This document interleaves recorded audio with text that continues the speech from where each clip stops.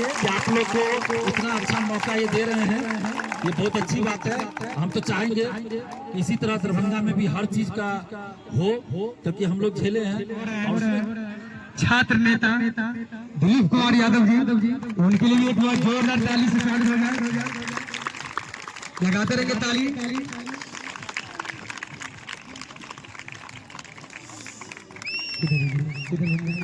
एक बार जोरदार ताली हो जाए यार, जोरदार ताली। बोलो भारत माता की जय, भारत माता की, भारत माता की। भाई साहब है स्टूडेंट के पक्ष में सहयोग करने वाले, लड़ाई लड़ने वाले एनी टाइम उपस्थित रहते हैं। आज उन्हीं से कुछ बात रखवाएंगे आप लोग के बीच। आप लोग बार बार कहते हैं एनसीएल, उन पर भी चर्चा करवाएंगे।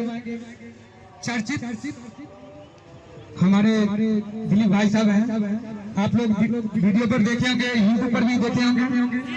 लगाइए एक बार जोरदार ताली हो जाए। तो सबसे पहले हम अचंबा में बड़े भाई का स्वागत है। तो आप लोग बैठे रहेंगे और सुनते रहेंगे। सबसे पहले आप सबको गुड मॉर्निंग और अचंबा फिजिकल एकेडमी को बहुत बहुत धन्यवाद कि हमें मौका दे रहे हैं बोलने का। और खुशी होती है जब आज हम तो पहली बार आए हैं दरभंगा की किसी फिजिकल एकेडमी में। पहली बार शाम में आए थे, लेकिन औपचारिक रूप से आज पहली बार आए। कल शाम में मुलाकात हुई थी मुकेश जी से। ऐसा फिर हम पटना के गांधी मैदान में देखते हैं, या मोइनुल्लाह के स्टेडियम में देखते थे, या पटना साइंस कॉलेज में 1717 दरोगा बहाली आया था 2016 में, आपको याद होगा। हम भी वो फॉर्म भरे थे, तो उसका जब फिजिकल का लोग ट्रेनिंग करते थे साइंस कॉलेज, तो देखते थे ऐसे ही भीड़ रहता था। हम तो शुरू से बीपीएससी सिविल सेवा की तैयारी करते रहे हैं, लेकिन दरोगा का भी फॉर्म भरते थे, बाकी बीएसएससी का भी भरते थे, लेकिन तैयारी करते थे सिर्फ सिविल सेवा का। और उसी का जब पेपर लीक होता था, धांधली सची होती थी, उसी के खिलाफ लड़ते लड़ते कब एक बीपीएससी अभ्यर्थी से छात्र नेता दिलीप कुमार बन गया, हमको भी पता नहीं था। और बहुत लोगों को ये पता नहीं हुआ कि मेरा घर दरभंगा ही है, दुनार से 4 किलोमीटर पूरब धोएघाट। तो बहुत लोगों को ये पता नहीं है। मेरे घर के बगल के बहुत सारे स्टूडेंट्स हैं जो फिजिकल ट्रेनिंग के लिए भी आते हैं, मेरे घर के बगल से आते हैं, लेकिन उनको नहीं पता कि मेरा घर वही है। कभी जैसे सुबह में है बैठे हुए तो देखा अचानक, तो उसको पहले तो लगता है कि दिलीप जी का कोई हमशक्ल होगा, फिर अगल बगल पूछता है कि दिलीप जी है क्या, तब आके हमसे बात करते हैं। तो हो जाता है कि उनको लगता है कि पटना में ही इतना आंदोलन जो भी किया आज तक पटना में किए हैं, तो सबको लगता है कि पटना का ही निवासी है या उधर नालंदा के होंगे। तो दरभंगा के ही हम भी निवासी हैं, मिथिला क्षेत्र के ही हैं, लेकिन सबसे पहले हम लोग इंडियन हैं, बिहारी हैं, उसके बाद मिथिलावासी हैं। और जहाँ भी स्टूडेंट्स के खिलाफ कोई काम होता है तो वहाँ हम जरूर बोलते हैं। और आप लोग के मन में आता होगा कि भाई पेपर लीक कितना होता है, उजागर करते हैं, एग्जाम कैंसिल करवा देते हैं, इनको क्या फायदा होता होगा, मन में आता होगा। क्योंकि कल भी मेरे पास एक फोन आया, कल सुबह में हम दिव्यांग सर्टिफिकेट वाला मुद्दा उठाया। टीचर बहाली में बहुत लोग गया है, फर्जी दिव्यांग सर्टिफिकेट लगाते हैं, मतलब विकलांग जिसको बोलते हैं, मतलब शरीर से पूरी तरह स्वस्थ है, चल फिर रहा है, सुन भी रहा है। हम तो थोड़ा कम भी सुनते हैं। पुलिस का लाठी खाते खाते आप लोग भी बनिएगा तो लाठी चलाइएगा ही, हमें लाठी खाते खाते कान से कम सुनाई देता है, फिर भी हम नहीं कहते हैं कि हम दिव्यांग हैं। लेकिन जो पूरी तरह स्वस्थ है वैसा लोग टीचर बहाली में फर्जी दिव्यांग सर्टिफिकेट 20,000 25,000 में बना लिया। डीएमसीएस से, शिवाजी नगर, ये समस्तीपुर सदर अस्पताल से फर्जी, और दिव्यांग आरक्षण उसको मिल गया। और जो रियल में दिव्यांग है, एक पैर कटा हुआ है, किसी का एक हाथ कटा हुआ है, कोई सचमुच बह रहा है, उसको आरक्षण का लाभ नहीं मिला। क्या इससे घटिया कोई अमानवीय काम हो सकता है? नहीं हो सकता। पैसा लेकर अगर नौकरी में चल जाता है वो भी गलत काम है, वो भी गलत, लेकिन उससे भी लाख गुना गलत कोई अपाहिज का विकलांग का हक है। तो एक नंबर से फोन आया हमको कि ये सब दिव्यांग ये सब उठा के आपको क्या फायदा हो रहा है, जो हो रहा है वो नहीं कीजिए। हम पोस्ट भी किए हैं, हमने उसको जवाब दिया। मैं इसलिए ऐसा बोल रहा हूँ, तो वही जवाब मैं सुना रहा हूँ कि आप लोग के मन में आता होगा कि पेपर लीक पिछले बार हुआ था, आप लोग का पेपर पेपर लीक हुआ था, यही दरभंगा पुलिस लाइन से हमको फोन आया, धमकी आया। अब पुलिस लाइन से आया नहीं था मुझे नहीं पता, लेकिन हमने आर्थिक अपराध इकाई को और दरभंगा पुलिस को भी सूचित किया था कि पेपर लीक जो हमने उजागर किया और एग्जाम कैंसिल की मांग कर रहे थे। इकलौता इंसान दिलीप कुमार था जो एसके सिंघल, जो बिहार का डीजीपी रह चुके थे और सीएसबीसी के चेयरमैन थे, उसका नाम खुल के बोल रहे थे। आज तक अभी तक कोई हिम्मत नहीं किया है कि एसके सिंघल का अभी नाम बोले कि उस पर कार्रवाई हो, लेकिन हमने लगातार वो मुहिम जारी रखा और एसके सिंघल को हटवाया सीएसबीसी से। अभी भी मांग कर रहे कि उस पर कार्रवाई हो, क्योंकि कार्रवाई अभी भी नहीं हुआ। तो इस बार जो एग्जाम हुआ, पेपर लीक नहीं हुआ। अभी के जो आपके चेयरमैन है सीएसबीसी के, उनके बारे में हमको पता चला कि बहुत अच्छे आदमी है, ईमानदार आदमी है। तो अभी भरोसा है कि आप लोग की बहाली अच्छे से होगी, सिपाही बहाली। लेकिन उसके बावजूद भी चेयरमैन ईमानदार हो और ऑफिस में कुछ लोग और इधर उधर करने वाले पहले से मौजूद हो, तो थोड़ा सा डरना पड़ता है, उसके खिलाफ लड़ना पड़ता है। बीपीएससी में अभी देखिए चल रहा है ना, ये टीचर बहाली में दिव्यांग वाला बता दिए। और चूंकि आपका सिपाही का, लेकिन हम स्टूडेंट्स की बात करें, बहुत सारे लोग अभी मिल रहे थे, टीचर बहाली का ही बात कर रहे थे, जो अभी फिजिकल भी कर रहे हैं आप लोग के बीच में, इसलिए हम बता रहे हैं। इकलौता शिक्षक भर्ती ऐसा है जिसमें मेडिकल जांच नहीं होती है। इससे पहले नियोजन निकाय से जब बहाली होते थे, उसमें भी सिविल सर्जन से आपको फिटनेस का देना पड़ता था सर्टिफिकेट, तब आपको स्कूल में ज्वाइनिंग मिलती थी। लेकिन बीपीएससी से शिक्षक भर्ती हो रही है तो कोई मेडिकल जांच नहीं हो रही है, जबकि हर जो चयनित हुए सबका होना चाहिए। लेकिन दिव्यांग सर्टिफिकेट पे जो गए उनका भी नहीं हो रहा है, तो फर्जी बहाली हो रही है दिव्यांग सर्टिफिकेट। उसके खिलाफ हम लड़ रहे हैं। दरभंगा का बहेरी है, आप लोग जानते होइएगा, फुलपरास है, शिवाजी नगर समस्तीपुर का खुलेआम हो रहा है। गांव का गांव 50 गो 30 गो 40 हो गया है टीआरई 3 में। क्यों? टीआरई 1 टीआरई 2 में 2-4 लोग लगाया है किसी गांव का, उसका हो गया सिलेक्शन, अभी तक वो बाहर नहीं हुआ। उसी का देखा देखी और लोग लगा दिया, लेकिन इन लोग को पता नहीं है कि आज न कल बाहर होवे करेंगे, क्योंकि ऐसा सर्टिफिकेट है जिसको आप कभी भी तो जांच होगा ना, तो बाहर होना पड़ेगा। आते हैं आप लोग के मुद्दे पर, सिपाही जो चल रही है, जो लोग फिजिकल दीजिएगा, आप सबको मेरी तरफ से हार्दिक शुभकामना। और आप लोग पॉजिटिव के साथ पूरा सकारात्मक, देखिए गलत सही हर जगह होता है। हम शुरू से कहते हैं कोई भी बहाली हो 100% ईमानदारी से नहीं होती है, कुछ गड़बड़ी होती रहती है, कुछ ज्यादा कुछ कम। लेकिन अभी आप लोग का जो सीएसबीसी के चेयरमैन है, अभी तक तो पता चला अच्छे हैं, तो आप लोग पूरा सकारात्मक सोच के साथ फिजिकल दीजिए। और देखिए अभी आप मुकेश जी करवा रहे हैं ट्रेनिंग, आप लोग अच्छा से कर रहे हैं। और एग्जाम, जब एग्जाम ही है वो भी आपका फिजिकल जो है टेस्ट, उसमें आपका इंटरनल जो होता है विश्वास, वो सबसे ज्यादा काम करता है। आप YouTube पे भी बहुत सारा वीडियो देखते होइएगा, फिल्म में भी देखते होइएगा कि व्यक्ति तो फिजिकल में या किसी चीज में हार जाता है, लेकिन अंतिम समय में उसके अंदर कोई जुनून आता है, उसके चलते वो पास कर जाता है। न हारा हुआ आदमी पास कर जाता है। तो ये चीज आपको वहाँ भी रखना पड़ेगा, जहाँ आपका ट्रेनिंग होगा, फिजिकल टेस्ट होगा, वहाँ ये सबसे ज्यादा जरूरत है। क्योंकि हम तो बहुत स्टूडेंट से मिलते हैं, पटना में रहते हैं, जब दरोगा सिपाही का फिजिकल भी होता है तब वहाँ ग्राउंड में भी जाते हैं जहाँ होता है। तो बहुत ऐसे भी स्टूडेंट्स मिले जो अभी जैसे ट्रेनिंग हो रहा है, तो जैसे हाई जंप, लॉन्ग जंप है या दौड़ ही है, तो वो नहीं कर पाते थे, मैंने कुछ ना कुछ उसमें रह जाता, दौड़ में ही कुछ सेकंड ज्यादा लग गया। जैसे हाई जंप है, कुछ दिक्कत आ रहा है, लेकिन उसके अंदर वो जुनून था कि जब वो वहां गया, जिस दिन उसका रियल में टेस्ट था, वो पास कर गया, क्योंकि अंदर से उसके पास वो आ गया।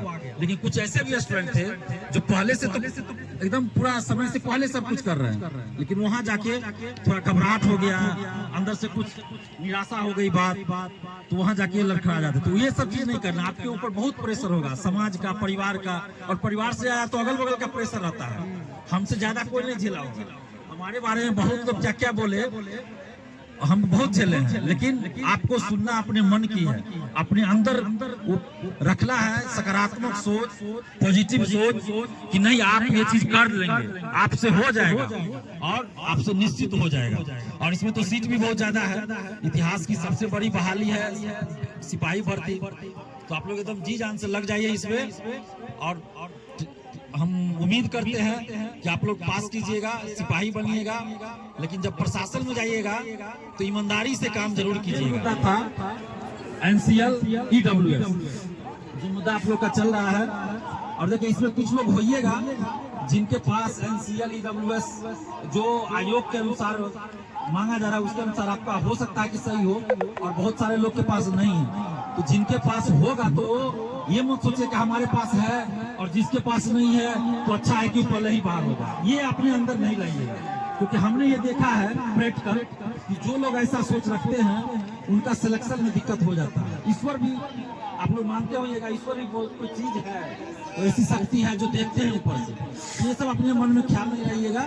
जिनके साथ गलत हो रहा है, जिनके साथ अन्याय हो रहा है, चाहे किसी भी रूप में, उनको हक है अपने लिए न्याय के लिए लड़े। अगर आप साथ नहीं दे सकते तो विरोध भी नहीं कीजिए, कम से कम तटस्थ रहिए, चुप रहिए। हम तो कहेंगे कि साथ दीजिए। तो अभी जो ईडब्ल्यूएस एनसीएल का मामला है, सेम मामला 2021 में बीएसएससी प्रथम इंटर स्तरीय में आया था। तो हम लोग उस समय आंदोलन किए थे, आयोग को मानना पड़ा था कि जो जितने भी राजस्व कर्मी बने हैं, पंचायत सचिव, सब उसी बहाली से आए। तो अभी भी हम सरकार से ये मांग करेंगे, जो सरकार जाति जनगणना कराती है, जातीय सर्वे करवाती है और आरक्षण बढ़ाने की बात करती है, अगर वही सरकार एक कागज का टुकड़ा ही उसको कहेंगे सर्टिफिकेट के नाम पर ईडब्ल्यूएस और एनसीएल की आपको इस डेट से पहले का नहीं है तो नौकरी से बाहर कर देंगे, ये तो गलत हो जाएगा। और विज्ञापन में ऐसा कुछ स्पष्ट लिखा नहीं है, ऐसा तो नहीं लिखा है कि इस डेट से पहले का बना होना चाहिए। पहले हम लोग भी देते थे बीपीएससी का, तो जब मांगा जाता था तो बना के देते थे। लेकिन जब किसी बहाली में अगर मान लीजिए लिख दे कि फलना तारीख से पहले आप बना, तो वो अलग चीज। लेकिन यहाँ तो सिपाही में लिखा भी नहीं है। और ये जो एनसीएल है, ईडब्ल्यूएस है, तो ये ऐसा नहीं है कि एजुकेशनल क्वालिफिकेशन वाली बात है, जैसे मैट्रिक की बात है, इंटर की बात है, इंटर लेवल पे आपकी वैकेंसी है। मान लीजिए इसमें लिखा है कि 2022 तक इंटर होना चाहिए ना, तो अगर कोई आदमी 2023 में इंटर किया तो वो इसके लिए योग्य नहीं होगा, ये सही है। लेकिन एनसीएल ईडब्ल्यूएस में क्या प्रॉब्लम है भाई? 2 साल पहले कोई अगर ओबीसी में था, 2 साल पहले अगर 1 साल पहले अगर कोई ईडब्ल्यूएस का था, और आज भी वो ईडब्ल्यूएस में ही है, एनसीएल ओबीसी में ही है, तो इसमें क्या दिक्कत है? वो आज भी सर्टिफिकेट बना के देंगे तो क्या दिक्कत है इसमें? आज वो इंटर करके इस बहाली में शामिल नहीं हो सकता, लेकिन एनसीएल तो आज भी बना सकता है, ईडब्ल्यूएस आज भी बना सकता है। आपको अगर दिक्कत है तो आप जांच करवा लीजिए। वैसे भी तो जांच के बाद ही ईडब्ल्यूएस और एनसीएल बनता है, ऐसे तो नहीं बनता है। पहले वाली बात नहीं है कि हाथ से लिख के दे दिया जाता था, अब तो सारा चीज नंबर रहता है उस पर, उससे कोई भी चेक कर सकता है। तो हम आप लोगों के साथ हैं, आपके साथ हमेशा खड़े हैं, और सरकार से और सीएसबीसी से भी मांग करते हैं कि ईडब्ल्यूएस एनसीएल के मुद्दे पर आप संवेदनशीलता दिखाइए। जिनके पास जिस समय का है उसको वैलिड किया जाए, जब का भी चलेगा, 1 साल पहले 2 साल पहले का हो, अभी का हो, वर्तमान का हो, सब चले। बड़े जिस दिन आप मांग रहे हैं उससे पहले का जब का है, उसमें कोई दिक्कत नहीं होनी चाहिए, और आपके मांग के समर्थन में है। और हम तो अभी 2 महीना से थोड़ा आप लोग देखे ही होगा फेसबुक पे, तो कुछ जिंदगी के सबसे कठिन दौर से एक तरह से गुजर रहे थे, अब उस दौर से निकल गए हैं। अब ठीक है, हम हो सकता है कल ही पटना जाए या परसों जाए, तो आप लोग के लिए वहां भी जाके सीएसबीसी ऑफिस प्रयास करेंगे कि मिल के चेयरमैन से समझाए उनको, और जो भी होगा, हमारे घर में कोई एग्जाम देने वाला नहीं है, और जिसके लिए लड़ रहे हैं वो लाइब्रेरी से उठ के बाहर नहीं जाना चाह रहा है। अब सोचिए कितना दुख की बात है। लेकिन फिर भी जो लोग आते थे आंदोलन में उनको धन्यवाद। लेकिन ये तो स्टूडेंट की गलती है ना, आप लोग मानते नहीं इसको? तो ये कमी दूर करना पड़ेगा कि आपके लिए कोई लड़ रहा है, हमको बता दीजिए। अपनी तारीफ नहीं कर रहे हैं आप, बिहार के किसी एक नेता का नाम, किसी एक समाज सेवी का नाम बता दीजिए जो आपके लिए यानी स्टूडेंट्स के लिए सड़क पे लड़ रहा हो या कोई आंदोलन कर रहा हो, कहीं धरना दे रहा हो, बता दीजिए, कोई एक नाम बता दीजिए। हाँ बताइए ना। आप तो ऐसे व्यक्ति का नाम ले लिए जो मेरे आदर्श है, जो मेरे आदर्श है। हम वर्तमान जयप्रकाश नारायण जी, वो तो अमर हैं, उनके पद चिन्हों पे हम भी चल रहे हैं, वो हमारे आदर्श है, गांधी जी आदर्श है। अभी की बात हम कर रहे हैं, अभी पिछले 10-15 साल के आप बता दीजिए कि स्टूडेंट्स के लिए अगर कोई लड़ता हो तो बता दीजिए, हमें तो नजर नहीं आ रहा है, हमें नजर नहीं आ रहा है। तो कोई लड़ रहा है तो कम से कम उसका साथ तो दीजिएगा ना। और हमारे आंदोलन की एक खासियत है कि हम अपने लाठी खाते हैं, जेल जाते हैं, स्टूडेंट्स को जेल नहीं जाने देते हैं। ये बात ध्यान रखिएगा। हम जेल भी गए हैं, आप बता दीजिए किसी स्टूडेंट को जेल नहीं जाने दिए। दरोगा बहाली में आपको सुनकर आश्चर्य होगा, 15 दिन के लिए जो हम जेल रहे, एक बबलू नाम का सहरसा का लड़का था, वो पार्ट 2 का स्टूडेंट है, पार्ट 2 BA पार्ट 2 का एग्जाम दे के लौट रहा था। वो आप सोशल साइट पर देखा ना कि दिलीप भैया आंदोलन कर रहे हैं, तो वो आवेश में आके चला गया। जब पता चला कि दिलीप भैया को पुलिस अरेस्ट करके गांधी मैदान थाना ले गई है, तो वो आवेश में आकर, मगध यूनिवर्सिटी का स्टूडेंट था, वो लौट रहा था, तो आवेश में आके वो पुलिस से भिड़ गया कि दिलीप भैया को छोड़िए नहीं तो हमको भी जेल ले चलिए। और थाना में वो आ गया, इंस्पेक्टर साहब से भिड़ गया, DSP से भिड़ गया, तब तो छोड़ने वाली बात नहीं, थाना में आ गया। वहां भी हम प्रयास किए कि इसको जेल नहीं भेजा जाए, लेकिन लड़का आ गया, बैठ गया थाने में कि नहीं, या तो दिलीप भैया को छोड़िए या हमको भी इनके साथ जेल जाना है। हमको उस समय तक नहीं पता था कि पार्ट 2 का स्टूडेंट, हमको लगा दरोगा का स्टूडेंट होगा, अभ्यर्थी होगा, लेकिन जिद पे अड़ गया। बाद में चल गया साथ जेल में, बताया जब हम पूछे तब बोला भैया हम तो पार्ट 2 का स्टूडेंट। हम कहे कि बताइए कि उस लड़का में ऐसा जुनून, वो सीधा बोला कि भैया आप अपने लिए नहीं लड़ रहे थे, आप स्टूडेंट्स के लिए लड़ रहे, कल हम भी दरोगा का एग्जाम देंगे, तो अभी हम आपका साथ नहीं देंगे तो पेपर लीक नहीं रुकेगा, तो हमको भुगतना पड़ेगा।